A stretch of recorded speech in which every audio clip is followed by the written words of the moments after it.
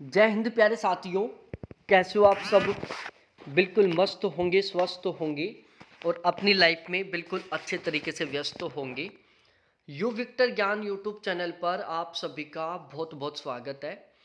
आज का ये वीडियो आप सभी कैंडिडेटों के लिए बहुत ज़्यादा महत्वपूर्ण होने वाला है। यदि आप राजस्थान में सफाई कर्मचारी बनना चाहते हैं, आप राजस्थान में जो सफाई कर्मचारी की वैकेंसी निकली हुई है उसमें आपने यदि फॉर्म अप्लाई किया है, तो यहाँ पर आपको कितनी सैलरी मिलेगी, प्रोबेशन पीरियड के दौरान आपकी सैलरी कितनी रहेगी, प्रोबेशन पीरियड के बाद आपकी सैलरी कितनी रहेगी, तो इसके बारे में इस वीडियो में हम बहुत ही डिटेल से, बहुत ही सिस्टमेटिक तरीके से चर्चा करने वाले हैं। तो ओवरऑल ये वीडियो आप सभी कैंडिडेटों के लिए बहुत ज़्यादा महत्वपूर्ण होने वाला है। देखो, ये जो राजस्थान में सफाई कर्मचारी की जो वैकेंसी निकली हुई है, ये लेवल फर्स्ट की वैकेंसी है। और जो लेवल फर्स्ट की वैकेंसियाँ होती हैं वो 1700 ग्रेड पे की पोस्ट होती हैं। और इनका जो पे स्केल है वो 5200 से लेकर 20,200 रुपये तक होता है। इनका जो बेसिक पे 17,700 रुपये से शुरू होकर 56,200 रुपये तक रहता है। और यदि हम इनके पे बैंड की बात करें तो पे बैंड फर्स्ट होता है। आपकी जो सैलरी है ना, वो कम्प्लीटली डिपेंड करेगी इसके ऊपर। तो इसका आपको थोड़ा अच्छे तरीके से पता होना चाहिए। आपको ज़रूर पता होना चाहिए कि आप यदि राजस्थान में सफाई कर्मचारी के लिए अप्लाई कर रहे हो तो ये कितने ग्रेड पे की जॉब है। और यहाँ पर जो सैलरी है ना, बहुत गजब की मिलती है। जो कैंडिडेट बाहर कहीं प्राइवेट काम कर रहे हैं और 15-20 हज़ार रुपये या 25-30 हज़ार रुपये में नौकरी कर रहे हैं, वो अपने आप को प्राउड महसूस कर रहे हैं कि यार हम एक बहुत गजब जगह पर बहुत गजब सैलरी में काम कर रहे हैं। उन कैंडिडेटों के साथ इस वीडियो को ज़रूर शेयर करना, क्योंकि उनको पता चल जाएगा कि यदि आप सफाई कर्मचारी में सेलेक्ट हो जाओगे तो आपको कितनी सैलरी मिलेगी। ठीक है, तो अब हम अपने इस वीडियो की शुरुआत करते हैं। साथ ही साथ यहाँ पर मैं आपको ये भी बताने वाला हूँ कि यदि आप यहाँ पर सफाई कर्मचारी बनेंगे तो आपकी सैलरी में बढ़ोतरी किस तरीके से होगी। देखो, जब यहाँ पर आपका फाइनल तरीके से सिलेक्शन हो जाएगा तो शुरू के 2 साल आपके प्रोबेशन पीरियड में जाएंगे। प्रोबेशन पीरियड के दौरान क्या होता है कि आपको जो आपकी ओरिजिनल सैलरी है वो नहीं मिलती है। ठीक है, आपको प्रोबेशन पीरियड के दौरान फिक्स अमाउंट मिलेगा 12,400 रुपये, जिसमें से 700 रुपये आपके जीपीएफ के कट जाएंगे, 265 रुपये आपके आरजीएचएस के कट जाएंगे और आपकी नेट सैलरी रहेगी 11,435 रुपये। तो प्रोबेशन पीरियड के दौरान शुरू के 2 साल आपको महीने के मिलेंगे 11,435 रुपये, जो कि बिल्कुल बहुत ही कम सैलरी है। लेकिन यदि आप एज ए सफाई कर्मचारी कहीं प्राइवेट काम करते हो ना, तो उसकी तुलना में तो ये ज़्यादा है। तो राजस्थान में यदि आप सफाई कर्मचारी बनोगे तो शुरू के 2 साल प्रोबेशन पीरियड के दौरान आपकी सैलरी कितनी रहेगी? 11,435 रुपये रहेगी। अब जैसे आपका प्रोबेशन पीरियड कंप्लीट हो जाएगा तो उसके बाद आपको आपकी जो रियल सैलरी है वो मिलना शुरू हो जाएगी। 2 साल का प्रोबेशन पीरियड कंप्लीट करते जैसे आप 25वें महीने की सैलरी लोगे तो उस दौरान आपका जो बेसिक पे है वो रहने वाला है 17,700 रुपये। तो आपके 25वें महीने का बेसिक पे 17,700 रुपये। अब देखो, फिलहाल में जो डीए की रेट है वो कितनी है? 53% है। और यहाँ पर हम जो डीए कैलकुलेट कर रहे हैं वो 53% के अकॉर्डिंग ही कैलकुलेट कर रहे हैं। बाकी 2 साल में जो डीए ना कम से कम 15% बढ़ जाएगा, लेकिन अभी हम केवल 53% के अकॉर्डिंग ही मानकर चल रहे हैं। तो यदि हम 17,700 रुपये का 53% निकालते हैं ना, तो ये निकल कर आता है 9,381 रुपये। ये आपका डीए हो जाएगा। एच आर ए 20% के अकॉर्डिंग कैलकुलेट कर रहे हैं। आपको एच आर या तो 10% मिलेगा या 20% मिलेगा।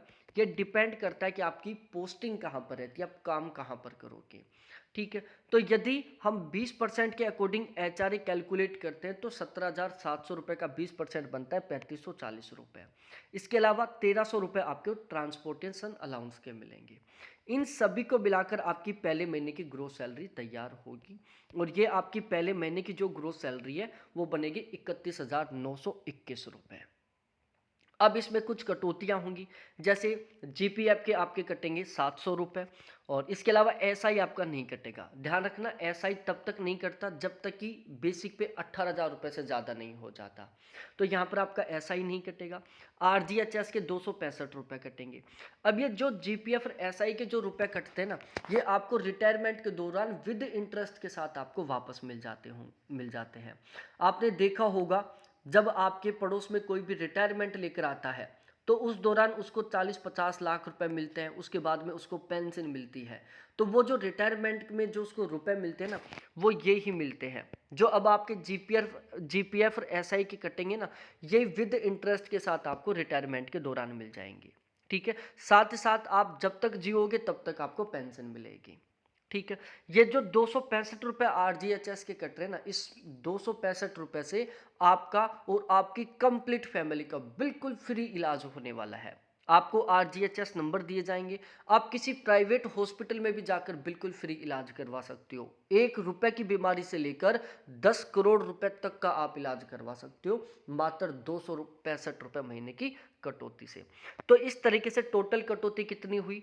965 रुपए की कटौती हुई। अब हम सबसे मेन बात करते हैं कि 25वें महीने में, मतलब प्रोबेशन पीरियड के बाद में आपकी पहले महीने की कम से कम सैलरी कितनी रहने वाली है।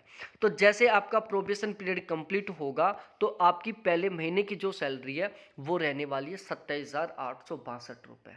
और यहाँ पर हमने जो डी है वो 53% के अकॉर्डिंग ही कैलकुलेट किया है। ठीक है, तब तक डीए बढ़ चुका होगा, लेकिन ये मानकर चलो कि आपको लगभग 28,000 रुपये 25वें महीने में मिलने वाले हैं, जो कि एक बहुत अच्छी खासी सैलरी होती है 25,000 रुपये 25वें महीने में।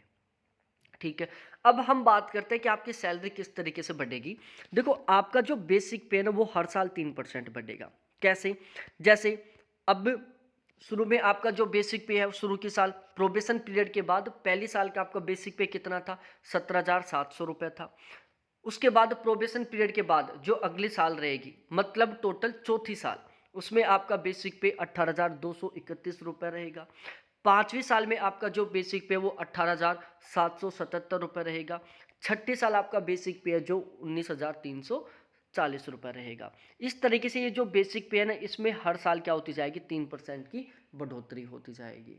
ठीक है, तो एक तो इस तरीके से आपकी हर साल सैलरी बढ़ेगी। दूसरा, आपका जो डीए जो फिलहाल में 53% है ना, ये साल में 2 बार बढ़ता है। एक बार जनवरी में बढ़ेगा और एक बार जून और जुलाई में बढ़ेगा। ठीक है, अब ये कितना बढ़ता है ये डिपेंड करता है गवर्नमेंट के ऊपर कि वो कितना बढ़ाती है, लेकिन ये मानकर चलो कि आपका कम से कम 5 से 8% हर साल डीए बढ़ेगा। कितना? 5 से 8%। तो जैसे अभी 3% बढ़ाया गवर्नमेंट ने, फिर जनवरी में फिर 3-4% बढ़ा देगी, फिर जून जुलाई में 3-4% बढ़ा देगी। तो जैसे ही डीए बढ़ेगा ना, तुरंत आपकी सैलरी बढ़ जाएगी। डीए का मतलब होता है महंगाई भत्ता। तो इसमें हर साल में गवर्नमेंट 2 बार बढ़ोतरी करती है, एक बार जनवरी में बढ़ाती है और दूसरा जून जुलाई में बढ़ाती है। तो इस तरीके से एक साल में आपकी सैलरी टोटल 3 बार बढ़ेगी। एक बार तो बेसिक पे बढ़ेगा तब, दूसरा 2 बार डीए बढ़ेगा तब। ठीक है, तो बहुत अच्छे खासे तरीके से आपकी सैलरी में क्या होने वाली है? बढ़ोतरी होने वाली है। और रिटायरमेंट के दौरान आपको कितनी सैलरी मिलेगी? तो ये मानकर चलो कि आपके रिटायरमेंट के दौरान जो सैलरी है ना, कम से कम 1.25 लाख रुपए के आसपास रहने वाली है। कम से कम बता रहा हूं मैं, 1.25 लाख रुपए। बाकी थोड़े दिन बाद में लगभग 2026 तक 8वां पे कमीशन लग जाएगा। 8वां पे कमीशन लगते ही आपका जो बेसिक पे ना लगभग 40,000 रुपए के आसपास हो जाएगा।